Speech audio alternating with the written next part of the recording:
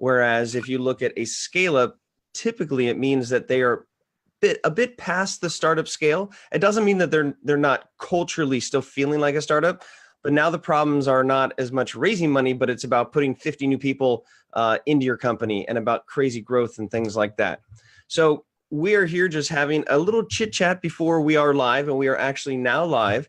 And today we're going to talk about the lessons learned from debut careers. And this is going to be an exciting one because we're going to be talking about a lot of the insights that are learned from being inside of the organization. And as a startup, you want to grow to be a scale up. And so here at the Scale Up Valley podcast, we bring you the experts to make that happen.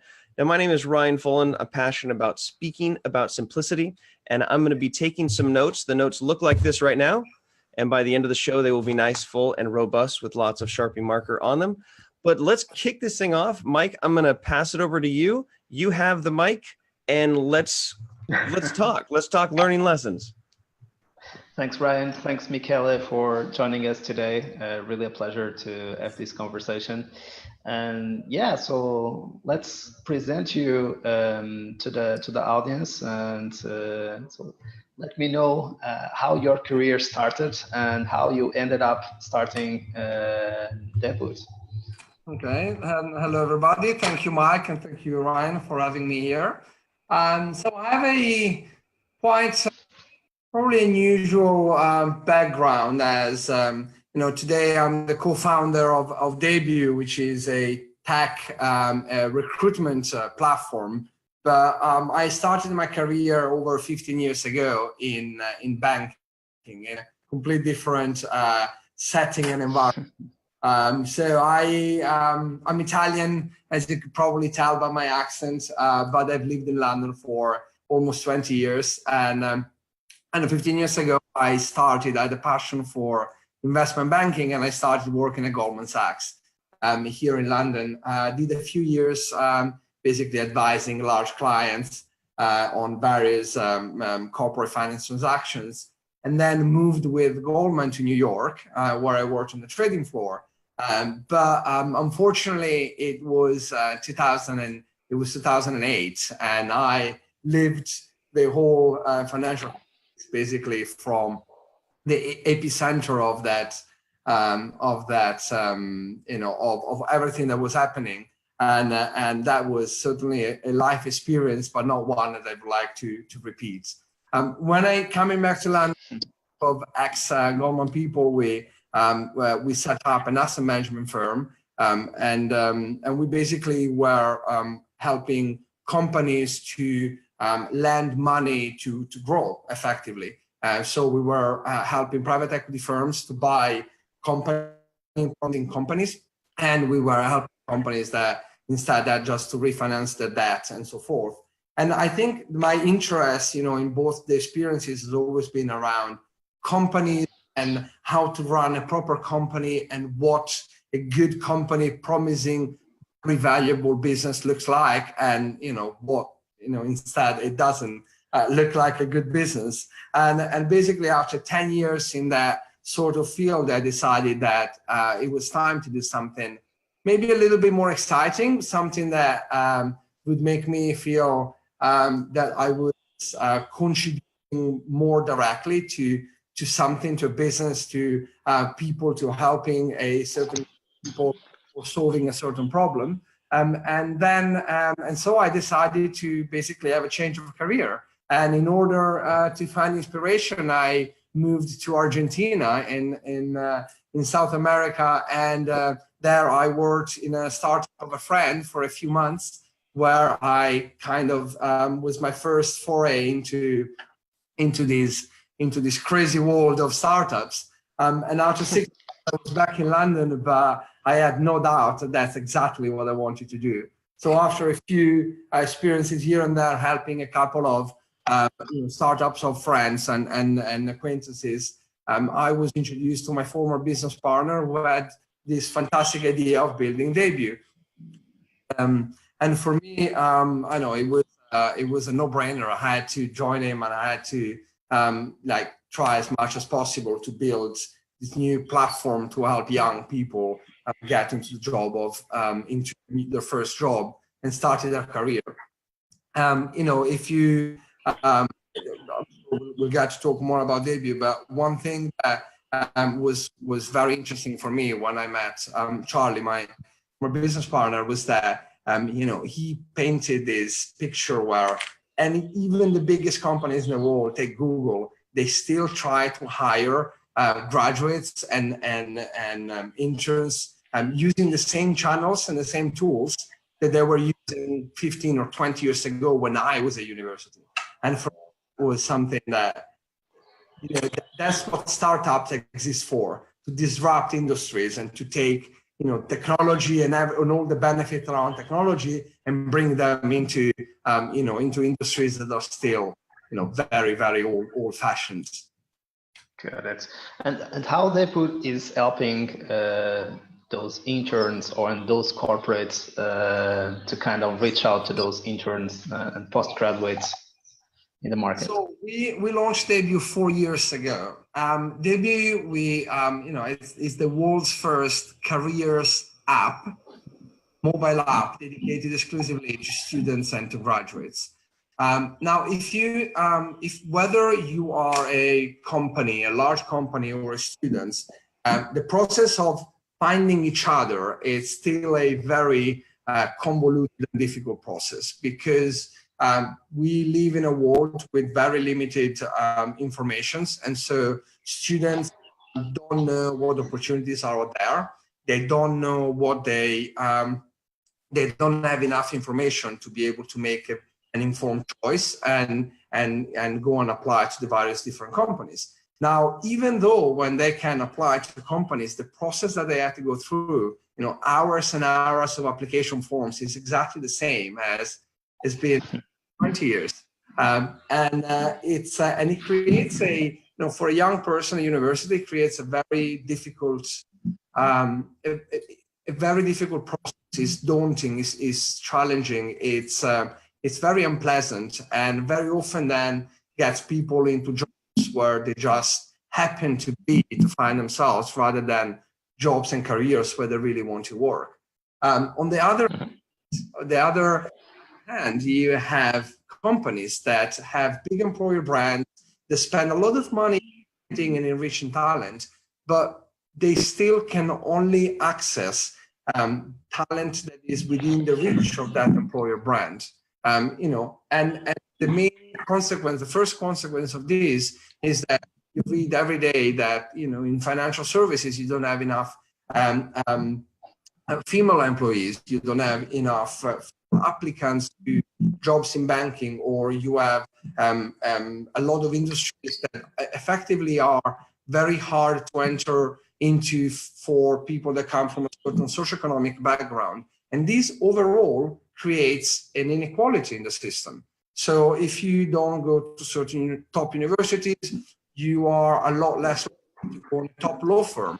And the people that go to those universities are people that were advantaged, at least from an economical background, since when they were kids. So we created Debut. Debut does two main things. One is a mobile app for students, which puts them in, which allows them to showcase all their skills and expertise and characteristics to a very wide array of employers. And on the other side, allows employers to tap into of talents into students that they would not reach otherwise. So an investment bank might, for instance, decide to organize a breakfast meeting or a private event at their offices where they only want to invite a number of female applicants, for instance, who have a certain expected degree, who have a foreign language, European language, for instance, and basically at the button they can engage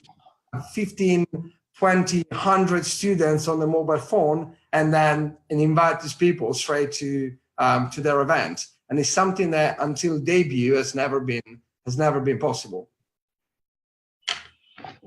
Got it.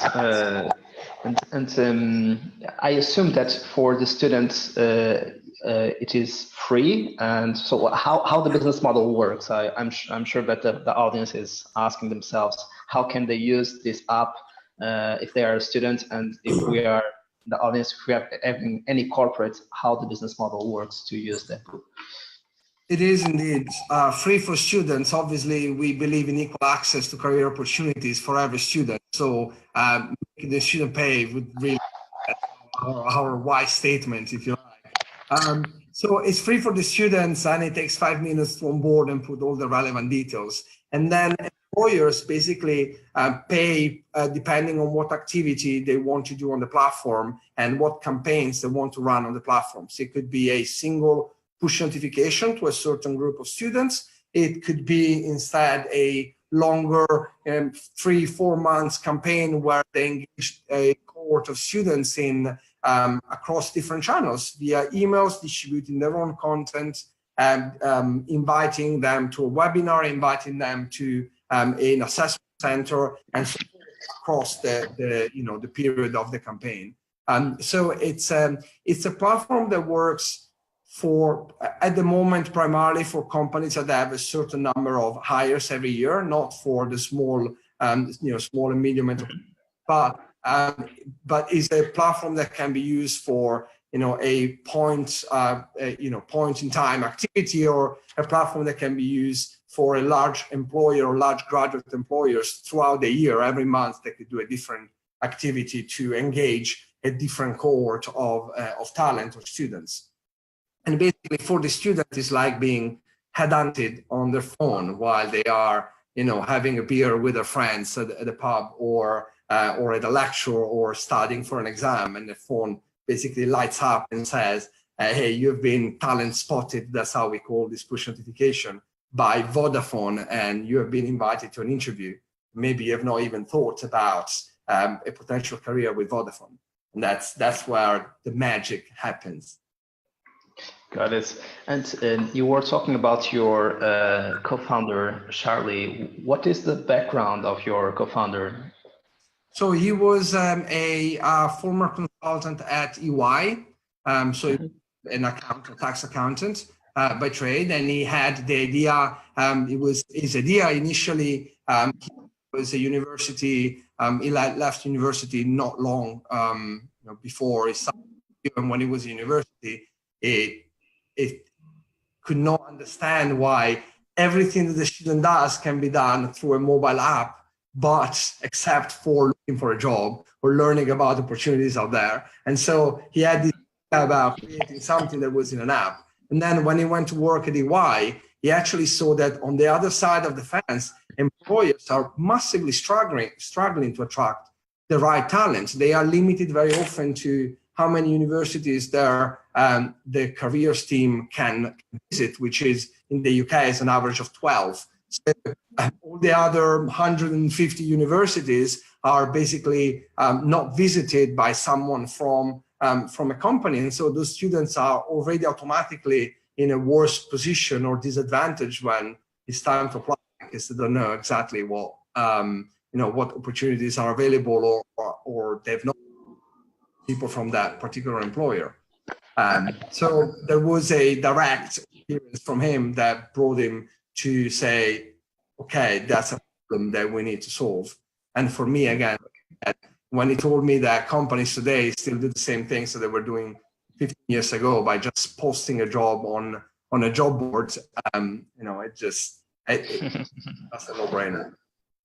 Yeah, so both of you are from a business background, or do you have any additional co-founders, or that's two? No, it was just the two of us. Got it. And yeah, and I would say that in those kind of companies, one of the things that investors want to see is a technical co-founder, and we move forward a little bit how you organized your founding team and your leadership team after that. So what is the head count of Devu at this stage? So we are about 35 people today. Got it. And so what was the evolution? So both of you started the business. How do you solve the technical side of the business, and how did you move forward in terms of adding people to the business? Mike, you are completely right. Investors are very focused on the technical co-founder, and very often they were asking us, so where is your technical co-founder? When we were raising at the beginning. It's very important. I mean, this is something I actually recommend to anyone that starts a business today and that don't come from that kind of background, is just try to get a co-founder that has the technical skills, because it's going to help you, especially at the beginning, it's going to help you very much. Now, in our case, we just happen not to have one. And vice versa. Sometimes we have the opposite problem. And vice versa. Yes, absolutely. So in our case, it was just the two of us when we started, and we basically hired a tech agency, which is based here in the UK, but with the developing team in Argentina. So I'm kind of an offshore model that allowed us to effectively contain the costs, but still have someone here that we could talk to and see at least once a week. And this person happened to be actually the person that introduced us, then Charlie and myself at the beginning. So it's we relied on this external agency to do the hardcore, the heavy lifting in the first, for launch in the first year or so. And then we've been lucky. Not everybody does that. Is that we had a really strong relationship with basically the partner of this agency that was in charge of the delivery or in the agency for the debut projects. And we ended up hiring poaching effectively this guy from Argentina, from Buenos Aires, and moving it to London as our head of tech. Wow. Obviously, I say poaching, but in reality, it was done all with the blessing of the owner of the agency, and who is also one of our first shareholders. So we managed to engage to basically have this continuity from the very first piece of code that was created to today, because Tom, our head of tech, is still has been with us from the very, very beginning. I know that it's not always the case when you use external agencies. And actually, you are right in saying that investors focus very much on that, and I think rightly so. Because you are a tech company whose USP needs to be your tech platform and your product. Mm-hmm. You don't have that in-house. It's like you're missing something. So we when we close our our seed round with Local Globe, one of the first priority of the business was to make sure that the core team, we had a couple of people already here, but that the core team of developers was in-house here in London, and we can use other freelancers or other agents externally, but not to do the heavy lifting of the back end, the key app developers and so forth. And it might be interesting to go a little bit deeper there, because for anyone who is a little bit earlier and still with a very good opportunity but didn't find yet the technical co-founder, you were able to move forward and raise a seed round. So what was the value proposition that you crafted to the investor to be able to have him or them on board, namely the kind of caliber of investors that you have in? And what was the difference from the seed round fundraising process to the Series A fundraising process? So what was the shift in terms of value proposition from the seed round to the Series A round? Very, very good question. So for investors, what's important, I think at every stage, I mean, you have a product that is live, is launched and is in the market, is traction. And everything is about being able to demonstrate tractions with your target client, customer, user base, depending on the product. In our case, we obviously have, we are a marketplace. So we have customers who are the clients, the graduate employers, and we have users who are the students on our app. The most important thing was being able to see that you have good metrics on both sides of the fence of the marketplace, and that you have a good growth good growth. Now, at seed stage, I believe that usually companies have a couple of elements that are very strong, but elements that needs to be developed. So you might have a fantastic team already, but and raise money on the back of the team, but maybe not exactly the traction that company might have, or vice versa. As it was, to be fair, in our case, we had very good traction. We've been able to demonstrate the first, product market fit, if you like. We had users that were very engaged and kept coming back on the app and engaging with employers there. We had relied a lot on external help on the tech side. It's something that we had to fix, and the investors were, I think, very understanding, and they decided to come on board with the idea that within 6 months we had to make certain key hires and to continue to evolve the business and make it more stable. Now, a Series A is a little bit different, I think, because Series A focuses very much on the next part. It focuses on the $1 billion opportunity, and they really want to have a clear sign and a clear proof that there is a $1 billion opportunity, that the company can get there. So I felt that was a little less of a focus in the very early stage, but as you go, obviously the valuation of the companies here, the round size is much bigger. You need to be able to demonstrate that. And one thing that I think is very important for every founder, so I say this to everybody that cares to listen, is that you need to take a good look at yourself and your business and at your desires and ambition for the company. Because you can go down different routes when you fundraise. You can go with the most aggressive VC, and you need to understand that VC will require you to run a certain way and will require you to make certain choices. Of course, you are ultimately, as a founder and management team, you are in control of that, but you have pressure to move in a certain direction. You might have instead, I don't know, a corporate partner, corporate investment, or you might have, like as in our case, we have very experienced private investors and who have a different risk profile and who want the business to evolve in a certain way that not necessarily is the same or the same pace as if we were funded by institutional investors. And that's something that founders always, say, oh, I want to go with the top name, but then they don't really have the risk appetite to go with that kind of investment. And you need to match that, I think, as soon as possible and have an understanding of where you want the business in 3 or 5 years. I've got a question real quick, just to chirp in.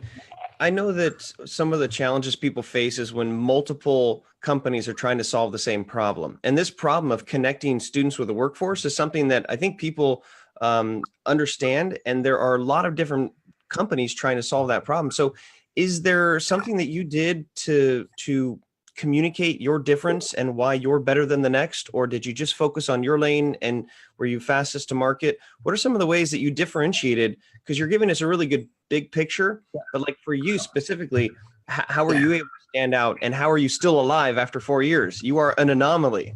Yeah, I think that can be said about every startup that is still alive after 4 years. It's a good point. When we launched, we were the first to market. And when I say the first to market, obviously, recruitment graduate job boards have been around for a very long time. But always they were very traditional kind of plays in the industry. We were the first mobile app that was only dedicated to students. So there was an element of new there.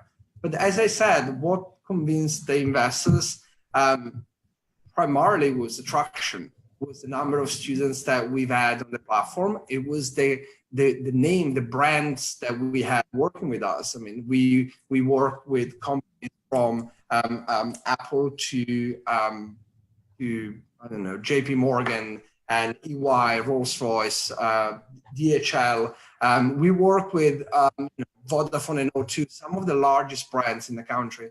And these brands were all using Debut, not just that, but effectively singing our praises. So quite a lot of customer due diligence. And actually this happened in both rounds, the seed round and the Series A. And they basically wanted to hear from the head of graduate recruitment at Capgemini whether what they thought of Debut and how they were using Debut. And when your customer says yes, this is I can quote actually Vodafone in the testimonial said Debut is our secret weapon, attract more female applicants and more BAME students, who are an audience that they would struggle to attract otherwise. And that's what makes that's what signs the deal. Gotcha. So you really leverage the brand halos of the company to focus on the traction first, even though you were first to market in a sub-market of a larger problem. So I think that's a great point.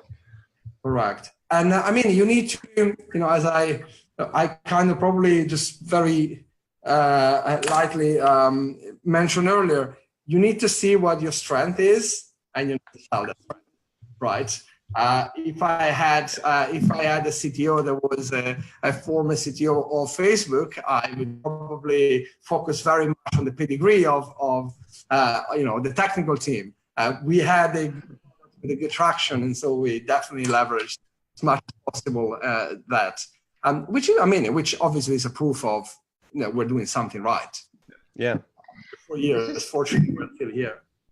There is something interesting about your marketplace that I was just thinking while we are talking. So when we enter and when we go through this, we were talking about the Crossing the Chasm book, and of course one of the most difficult parts of transition from a startup to a scale-up is really prioritizing growth over efficiency, speed over efficiency, growth over profitability. And I was thinking, how can you really scale your marketplace? And I was thinking that according to what you were saying, if you are able to have these really big, large enterprises, the amount of job offers and opportunities for the graduates would be immense. At the same stage, if you have the right universities on another side of the marketplace, they will also plug in a lot of students. So, which seems an interesting value proposition for a marketplace, because usually marketplaces are a lot consumer to consumer, which are very difficult to attract. In your case, if you are able to kind of attract successfully large corporates and large universities, and bring them in, you can have a lot of users in the platform benefiting from there. So how are you solving this problem of scaling a marketplace on both sides very quickly? Yes, so it's at times with difficulty, I have to say. It's not as easy. I think nothing in the startup world, when you're trying to create something that did not exist before, it's never easy. I have to say, in our experience, it depends on what phase of growth you are. It's not. So I don't think there is an answer that works. When you pre-launch and it works, 10 years later. And I'll explain what I mean. When we started, what was important for us was to get as many top brands on the platform, posting jobs and sending this push notification and finding talent on the platform as possible, because the top brands will attract students. I mean, EY is one of the largest recruiters, graduate recruiters in the country, and having them and L'Oreal and on as brands on the platform. Obviously, we sold the product at the beginning on a PowerPoint presentation. because we had a demo on a phone that was not really the actual product. It was just a demo. And we basically said, we're going to launch in the season, and the recruitment season, the peak of the recruitment season, we're going to put a lot of money in marketing to get users. And, you know, at the beginning, you don't have to pay us. You just have to have your brand on our platform and promise us that you're going to use it. So we built one side of the marketplace first. New was that the one that was going to attract the students. If we had done the opposite, if we had a lot of students, I mean, first of all, you can't get students without having anything to offer them. But more importantly, we would be like everybody else. I mean, the students are in job boards. Like they would have not been strong enough for instance, on a platform.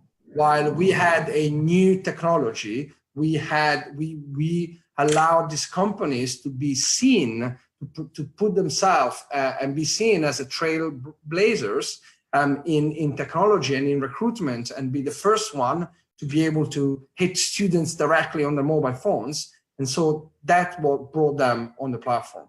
Now, today, fast forward 4 years, 100 companies. We work with some of the largest players, recruiters in the UK.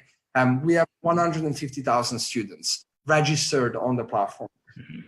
We are now, and we've been able to grow kind of two sides, probably like in line. So we kind of track the liquidity, the demand and supply for jobs, per company, per sector, per location. And we've been trying to kind of grow at the same time. But we feel that now, to get to the next stage, we need to prioritize the student side. We need to grow the student side now considerably more and faster than we bring the employers, because the next batch of employers that we bring will be attracted by the volumes that we have on the platform, which is the opposite of what happened 4 years ago when we launched. So hence my answer that it's not a linear relationship, and it's not a one strategy fits all. It's for us, it's very depending on the stage where the stage of growth. Got it. And there was a very interesting conversation, I believe it was last Friday, about the importance of segmentation, especially in the beginning of the ScaleUp process, which is kind of counterintuitive. Instead of going general in terms of sectors, kind of focusing in just one sector, would it offer any advantage to your marketplace to focus just in financial services, for instance, or just telcos, or just management consulting companies? So what is your take on that? It would have probably helped. We didn't do it. However, we did have another type of segmentation, which was the type of customers that we were targeting. So for the Times top 100 graduate employers in the country, we went for the largest companies, the largest graduate recruiters in the country. And one of why that is important is because the markets, the graduate market is not the big market. Everybody knows each other, and everybody talks to each other, and we all meet at the various awards 3 times a year, awards ceremonies and various industry events. Therefore, having someone from EY saying good words and saying good things about Debut to someone that is a small startup recruitment manager does not have a lot of value, because they are in very different places. While if someone at another Big Four or at the bank hears someone from Big Four talking about this new product, really go after the same students. So maybe the platform is useful for us. And so we actually picked a target customer that was where you could have some sort of testimonials, and you can have where people can effectively vouch almost for the validity of the products. And that's the segmentation that we've had. Now, as the company expands, we will go and expand and go, down the pyramid, if you like, of different clients, and go and try to target smaller employers in specific areas. But we've not segmented completely, on a sector by sector basis. There are sectors that we don't target, but the majority we probably cover 75% of the market. Got it. And as you solve as you see that one of the main issues of corporates of this specific target market to attract their own talent, how do you solve this for their boots? So how do you ensure that you have the right people coming on board as the company scales? The right student or the right people in the team?